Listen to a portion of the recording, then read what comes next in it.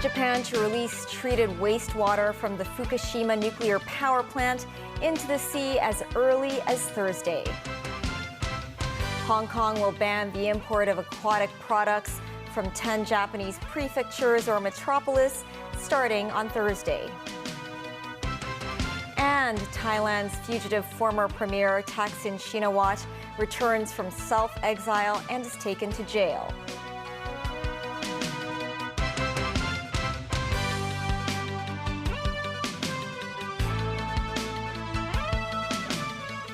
Hello and welcome to TVB News. Japan will start releasing treated and diluted radioactive wastewater from the Fukushima Daiichi nuclear plant into the sea as early as Thursday.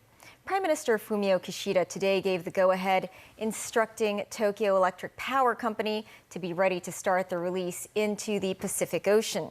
Japan insists the water is safe, but some activists say studies have failed to address all threats, while China has long been a critic of Tokyo's plans. Nazvi Karim with more.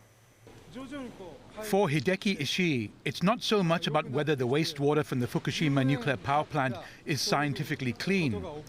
The owner of a Japanese fish processing factory says it's more about what ordinary people around the world believe.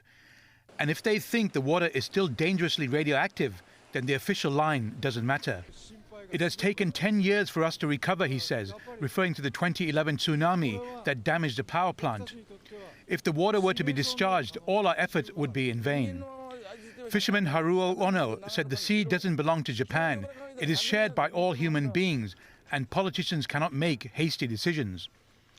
Japanese Prime Minister Fumio Kishida today announced that the release of treated radioactive water from the Fukushima plant could start as early as Thursday. Around 1.3 million tons of water used to cool fuel rods after the 2011 meltdown is to be released over several decades. The United Nations Nuclear Agency, IAEA, has insisted the water is safe to be discharged because all radioactive material except hydrogen isotope tritium had been filtered out. Tritium is reportedly harmless because it cannot penetrate human skin, though ingested it can raise the risk of cancer. On Monday, Kishida met groups from Japan's fishing industry and said he earned a degree of understanding on assurances that the water has been diluted to levels well below that of international standards. Activists, though, said not all risks have been studied, with Greenpeace citing the need to consider the presence of carbon-14, strontium-90 and iodine-129. In Beijing, Foreign Ministry spokesman Wang Wenbin said today the Japanese government is going against opposition from the international community. He said Japan is putting its self-interest above the long-term well-being of humankind. Japan said it would continuously test the water and fish off Fukushima and would halt the release should readings reach dangerous levels. Nazvi Karim, TVB News. Chief Executive John Lee today condemned the Japanese government for its plan to release over 1 million tons of treated wastewater from the Fukushima plant into the sea. The government said it will ban the import of aquatic products from 10 Japanese prefectures and metropolis starting on Thursday. Memo Sengai reports.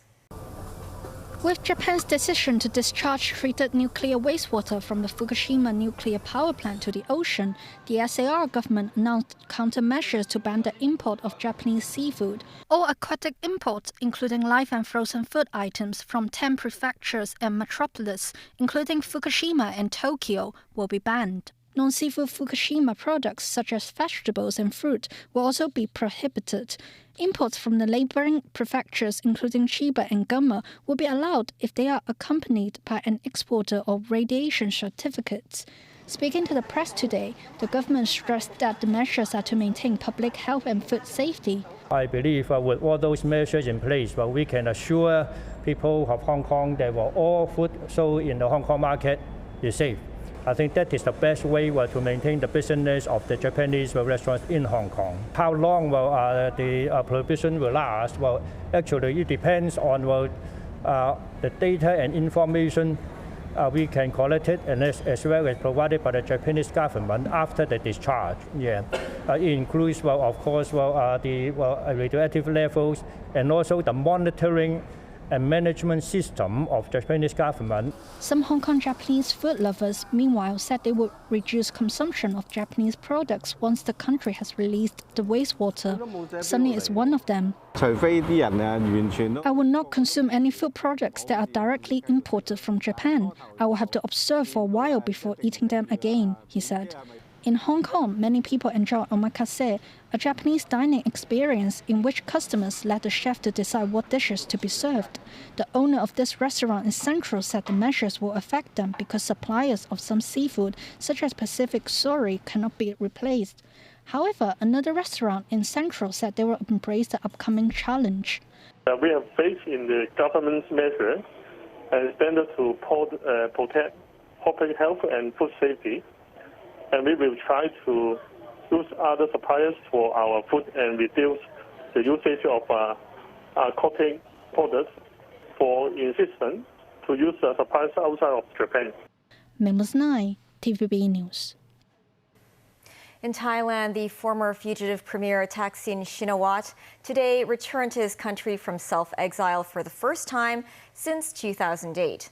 The billionaire figurehead of the Putai Party fled abroad before he was sentenced in absentia to jail for abuse of power. Today, he was greeted by supporters as he emerged from the airport before being driven to the Supreme Court and then prison. This as Thai lawmakers are due to vote on the same day on a Thaksin-backed prime minister candidate. Tracy Furness reports. Former Prime Minister and fugitive Thaksin Shinawatra flew into Bangkok's Don Muang private jet terminal from Singapore around 9 a.m. Tuesday.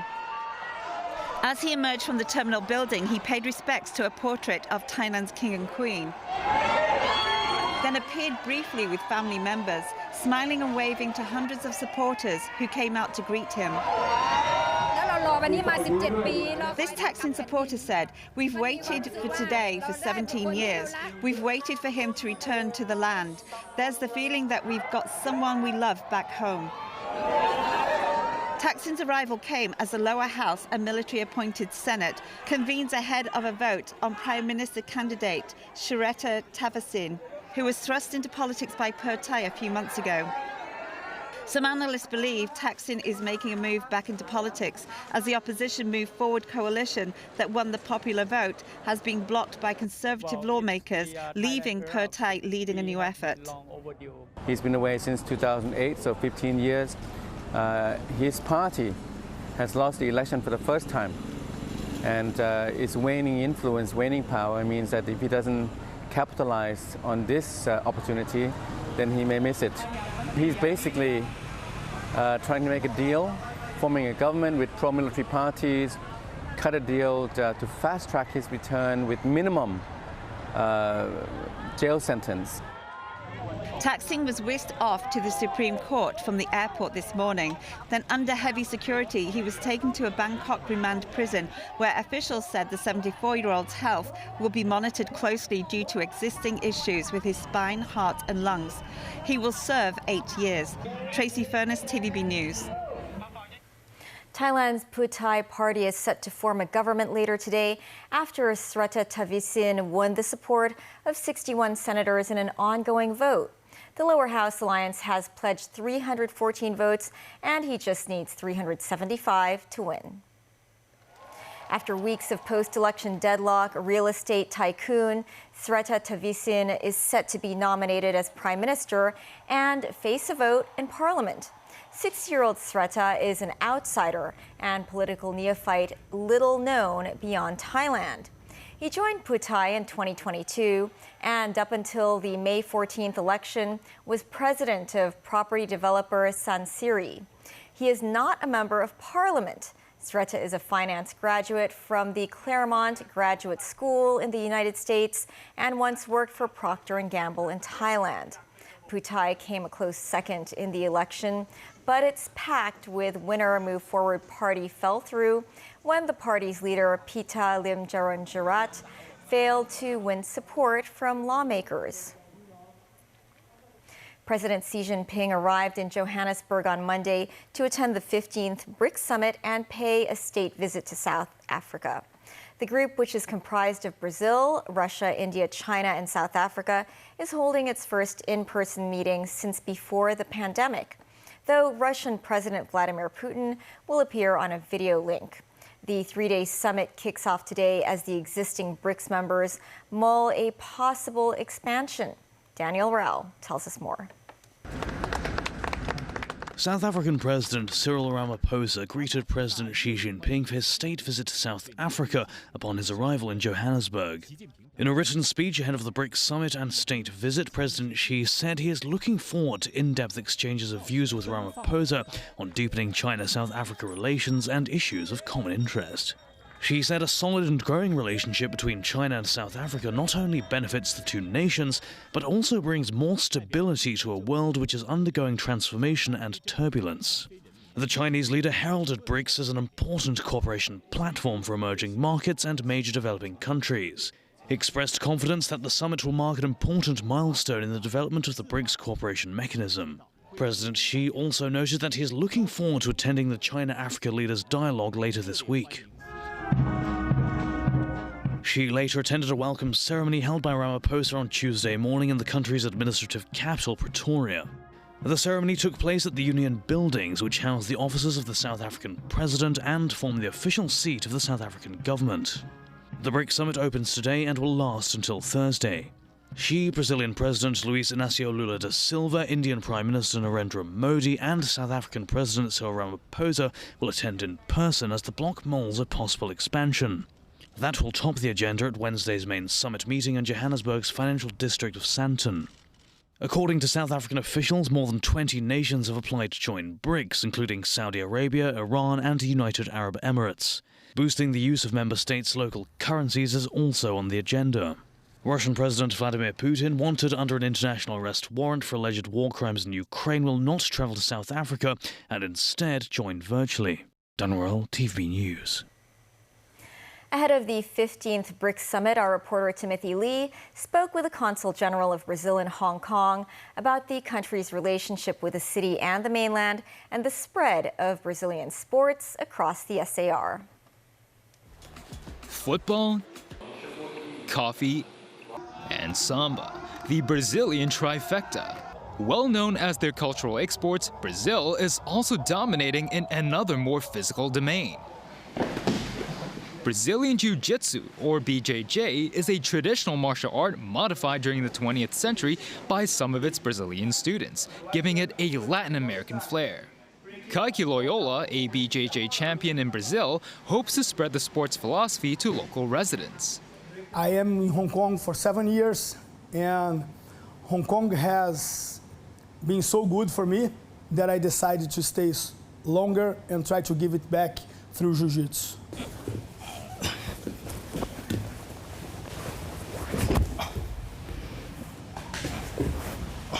This move is known as Jujigatame, also known as the armbar submission, a move characteristic of Brazilian Jiu-Jitsu. Kaique said he wishes the combat sport would gradually gain momentum across Hong Kong and the Greater China region. With the GDP around 8% of BRICS' total economy, Brazil is South America's largest economic power. Since the start of President Lula da Silva's presidency, Brazil has also seen a pivot towards Beijing. Brazilian Consul General Manuel Inocencio de Lacerda Santos Jr. said his country is pursuing closer economic ties with the mainland and Hong Kong. Hong Kong has always been very important. It's always been a gateway for Brazilian products to China, especially animal protein. The Consul General also commented on the upcoming BRICS summit. Our president has already stated that he is very open to the possibility of having new members. He said Brazil enjoys good relations with other members of BRICS. There are so many good things in common that can be further exploited.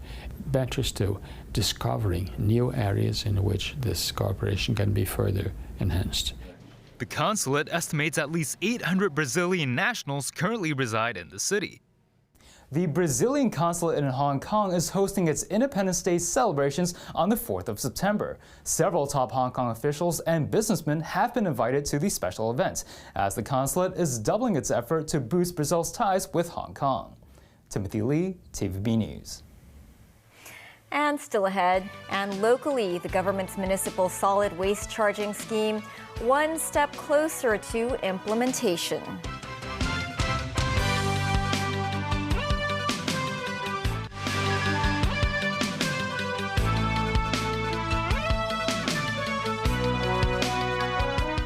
Meantime, U.S. President Joe Biden arrived in Maui on Monday, nearly 2 weeks after wildfires swept through the Hawaiian island and killed at least 114 people. Biden arrived in the devastated city of Lahaina around midday local time after a helicopter tour of burnt-out areas. He was accompanied by First Lady Jill Biden, Hawaii Governor Josh Green, the state's 2 U.S. senators, and U.S. Representative Jill Tokuda, who is also from Hawaii. The Bidens met with first responders and were briefed by state and local officials about the ongoing response. The U.S. president later vowed to stand by the people of Maui for as long as it takes as they rebuild after the wildfires. A former university student lost his bid to overturn a court's decision that denied reducing his jail term for pleading guilty in a national security case. That's as a 5-judge panel unanimously agreed that the minimum jail term for an offense with circumstances of a serious nature is fixed at 5 years. Sharon Tang has more. Currently serving his jail time, 26-year-old Liu Sa-yu was brought to the final court of appeal via a prison van. He admitted to inciting secession by selling pepperball guns online in 2020. Owing to his guilty plea, his original 5.5 years jail sentence was cut down by 1/3. But prosecutors noted the circumstance of the case was of a serious nature, so he should be liable to at least 5 years in prison under the National Security Law, or the NSL. Sentenced to 5 years in jail, Liu took the case to the city's top court. The judgment wrote that sentences prescribed by Article 21 of NSL on a charge of incitement to secession fall into 2 bands or tiers. If the circumstances of the offence are of a serious nature, the person shall be sentenced to a fixed-term imprisonment of no less than 5 years, but 10 years maximum. And if the circumstances of the offence are of a minor nature, the person shall be sentenced to no more than 5 years in jail, short-term detention or restriction. The judges noted these jail terms are fixed and not a starting point for imprisonment. The court also noted when there are inconsistencies between national security law and other laws in Hong Kong, NSL should be given priority. That's being stipulated in Article 62 of the NSL. The appellant argued a lighter penalty may be imposed for 3 conditions under Article 33 of the NSL. That includes voluntarily discontinuing the commission of an offence, voluntarily surrendering, or a truthful report of another person's offence. But the court said the purpose of the article clearly is to discourage offenders or potential offenders from committing an offence and to assist authorities in enforcing the law. Liu's appeal was dismissed. So far, Liu has been remanded in custody and in jail for almost 3 years. Today's verdict means he will continue his sentence behind bars. Sharon Tang, TVB News. Tang Kai-yin, wanted by Hong Kong authorities for his role in the 2019 riots, was handed over to the SAR police this morning after serving a 3-year sentence on the mainland. Tang was brought to the Tin Shu Wai police station ahead of his appearance at the district court tomorrow. Tang was charged with 1 count of conspiracy to commit arson and 1 count of possessing anything with intent to destroy or damage property. In 2020, Tang and 11 other Hong Kong people attempted to flee the city by boat to Taiwan. They were captured by the mainland Coast Guard. The government's municipal solid waste charging scheme is set to begin on the 1st of April next year. SAR residents will be required to dispose of their waste via designated garbage bags.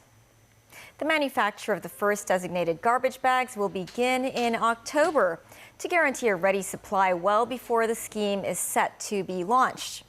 The bags will come in 9 sizes, ranging from a 3-liter to a 100-liter capacity. The proposed per-liter charge for the bags is set at 11 cents. They will be available for purchase at supermarkets, convenience stores, post offices, and on the internet. That is the news. Thanks for watching. Bye for now.